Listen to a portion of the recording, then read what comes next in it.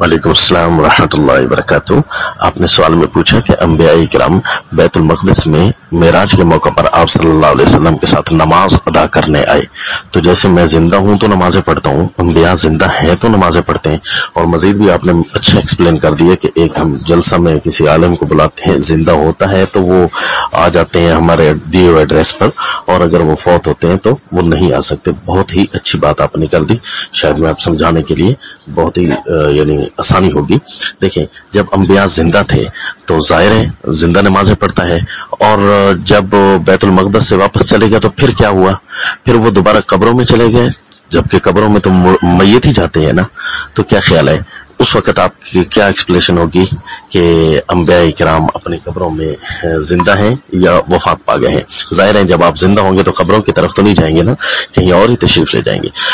تو یہ بات آپ کے ذہن نے اٹھائی، تو لہذا اب دیکھتے ہیں کہ حدیث پاک میں کس طرح آتا ہے۔ حدیث پاک میں یہ نہیں آتا کہ وہ اپنے اجسام مقدس کے ساتھ تشریف لائے تھے، اسی لیے تو علماء کے اقوال مختلف ہو گئے کہ وہ معراج سے پہلے گئے، معراج کے واپسی کے سفر میں یہ پیش آیا، اور وہ کس انداز سے تھے؟ کیا آسمانوں میں بھی دیکھے گئے ہیں اور اپنی قبروں میں بھی تھے؟ اگر وہیں زندہ ہیں تو پھر آسمانوں میں کس سے ملے؟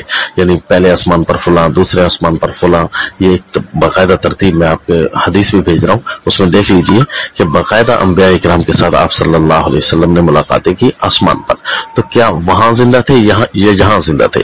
یہ ہے کہ انبیاء کرام وہاں بھی تھے اور یہاں بھی تھے، یعنی اتنی تیزی سے آپ صلی اللہ علیہ وسلم سے پہلے پہنچ جاتے تھے۔ تو لہذا یہ آپ کے لیے بہت ساری مشکلات ہوں گی جب آپ احادیث طیبہ پڑھیں گے۔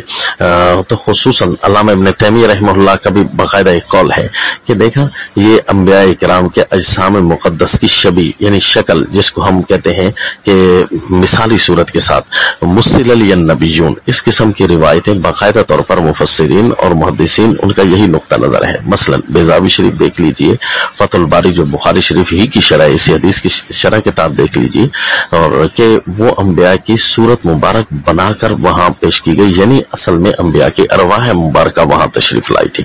اب یہ نہیں پتا کہ حضرت عیسیٰ علیہ السلام بھی آئے تھے کہ نہیں آئے تھے، اگر آئے ہوں گے تو ظاہر ہے وہ تو زندہ ہیں، ان کی تو روح مبارک نہیں ہے، وہ تو اپنی جسم کے ساتھ ہی آئے ہوں گے، لیکن ہم اپنی طرف سے اس خیال کو نہیں ڈال سکتے کہ حضرت عیسیٰ علیہ السلام تشریف لائے تھے یا نہیں تشریف لائے تھے، وہ ایک اللہ تعالیٰ کی مرضی ہے، ایک چیز قرآن و حدیث میں نہیں ہے تو ہم اپنی طرف سے قیاس آرائیاں نہیں کر سکتے۔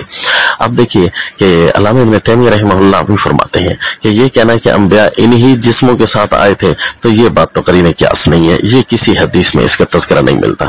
اب جھگڑا اس بات کا رہتا ہے کہ کیا انبیاء کرام اپنی زمینی قبروں میں زندہ ہیں کہ نہیں ہے۔ آپ کی عقل بھی اول تو تسلیم نہیں کرے گی کہ اگر باپ بھی زندہ ہو تو نعوذ باللہ اس کو قبر میں دفن نہیں کیا جاتا۔ اگر پتہ چل جائے کہ بھولے سے دفن کسی کو کیا ہے اور وہ تو زندہ ہے تو قبر کو کھول دیا جاتا ہے، اور جب اتنا یقین ہو جائے بلکہ عقیدہ بن جائے کہ فلاں قبر میں زندہ ہے تو پھر قبر مبارک کو نعوذ باللہ کھول کیوں نہیں دیا جاتا؟ پھر انبیاء کرام علیہم السلام کی کیا یہ توہین برداشت ہوتی رہے گی کہ وہ باقاعدہ زندہ بھی ہیں اور ہم ان کو نہیں نکال رہے؟ تو اس وقت آپ کیا ایکسپلین کریں گے کہ وہ کس طرح زندہ ہے؟ تو ظاہر ہے یہی کہا جا سکتا ہے کہ ان کے اجسام مبارکہ زندہ نہیں، ارواح مبارکہ ان کی عیش و عشرت کرتی ہیں اور جنت میں ہوتی ہیں باقاعدہ طور پر، یہ بات ٹھیک ہے۔ اور انبیاء کرام نے جو نماز پڑھی تھی تو وہ بھی اپنی ارواح مبارکہ ان کی تشریف لائی تھی، اور یہ اس بات کا کوئی قائل نہیں ہے کہ ان کے یہی مدفون وجود مقدسہ وہ تشریف لائے تھے اور دوبارہ ان کو میت بنا کر قبروں میں ڈال دیا گیا تھا، اس بات کا دنیا میں کوئی بھی قائل نہیں۔ السلام۔